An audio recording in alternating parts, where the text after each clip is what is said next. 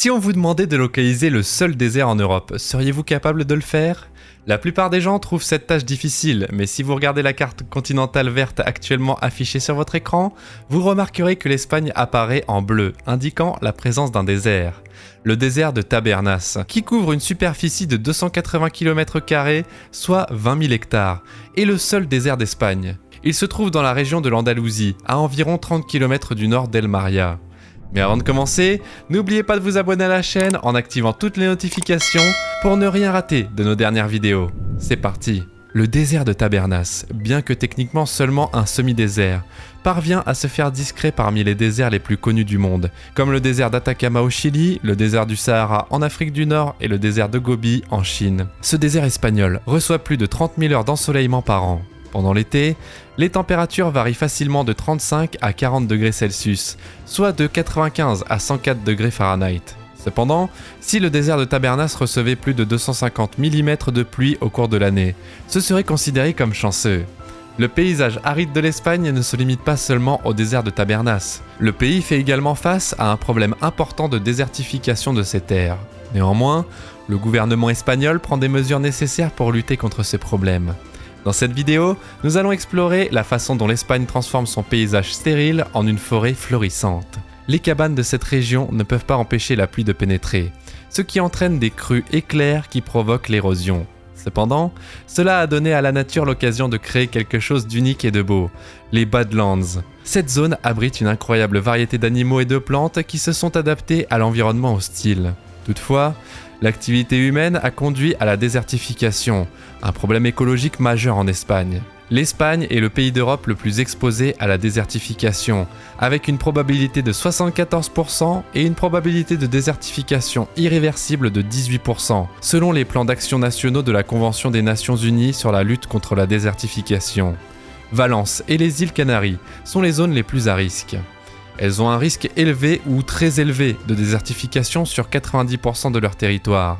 Cela est largement dû à des activités humaines telles que la surculture et l'irrigation excessive qui épuisent les nappes phréatiques et dégradent les sols. Bien que l'Espagne ait augmenté ses revenus agricoles au cours de la dernière décennie, cela s'est fait au détriment de l'environnement. Les techniques minières et agricoles dommageables utilisées sur les terres expropriées à l'Église catholique au XVIIIe et XIXe siècle ont dégradé le sol et la nappe phréatique.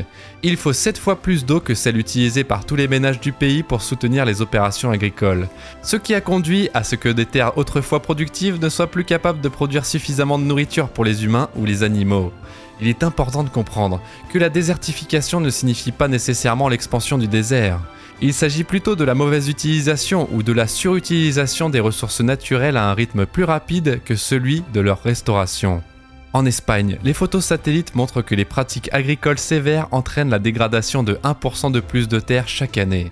Cependant, les gens en Espagne ne restent pas inactifs face à la désertification. Les projets El Veal et Mercia Alvalo travaillent à la restauration des zones endommagées. El Veal est un programme de 20 ans qui se concentre sur plus de 1 million d'hectares de terre à Grenade, en plantant plus d'amandiers écologiques que n'importe où ailleurs dans le monde. Mercia Alvalo a été lancé par des agriculteurs et des hommes d'affaires, qui élaborent des plans pour une agriculture régénératrice avec de l'argent provenant de philanthropes et d'investisseurs étrangers. Ces plans nourriront le sol et la microbiologie qui sont dégradés lentement mais sûrement.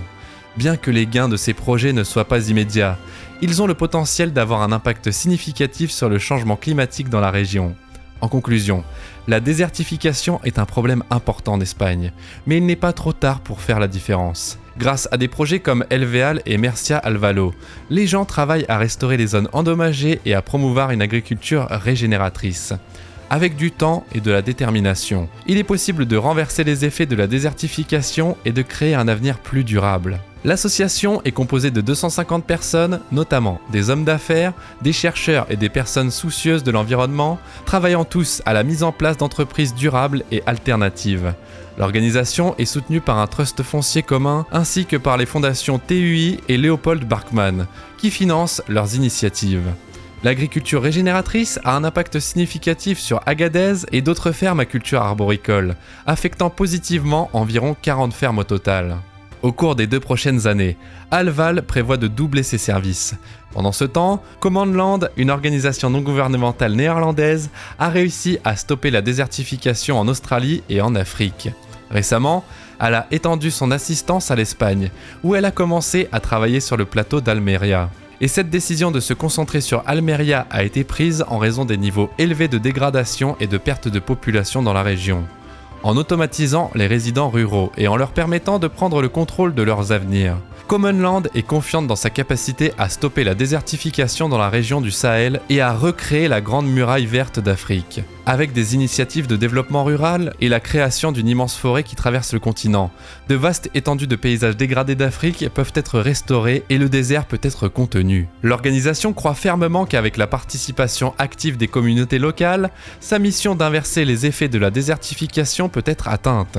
El Valal, une environnementaliste passionnée, a lancé une initiative pour planter des milliers d'arbres sur la pente de la Muela, abordant diverses questions environnementales telles que la dépopulation, l'agriculture régénératrice, la gestion durable du bétail et l'érosion des sols. La dépopulation est un problème critique dans la région car de nombreuses personnes quittent leur communauté à la recherche d'opportunités d'emploi. Par exemple, la population de Vélez Blanco est passée de 7000 dans les années 1950 à seulement 2000 aujourd'hui. Pour assurer le succès de cette initiative, le groupe se concentre sur la motivation des agriculteurs à y participer en investissant dans des entreprises régionales qui promeuvent le développement durable. Par exemple, les Almendresa, une entreprise qui exporte sa marque haut de gamme, Pepita Oro, au Royaume-Uni et en Allemagne, facturant jusqu'à 7,5 € par kilogramme pour des amandes biologiques, comparé à 4,5 € pour des amandes ordinaires. Des agriculteurs individuels ont également rejoint la cause en modifiant volontairement leurs méthodes agricoles pour soutenir la récupération des sols. Ils ont réintroduit de l'azote dans le sol, planté une variété de plantes herbacées et légumineuses sous serre et sont passés à une agriculture régénérative qui priorise la santé des sols et réduit le labour. De telles méthodes sont loin des méthodes traditionnelles de culture qui ont conduit à la perte de sols fertiles, entraînant une perte moyenne de plus de 20 tonnes de sol par hectare. Cette génération d'agriculteurs est consciente des effets négatifs des pesticides toxiques utilisés par leurs parents et grands-parents et a adopté des pratiques agricoles plus respectueuses de l'environnement.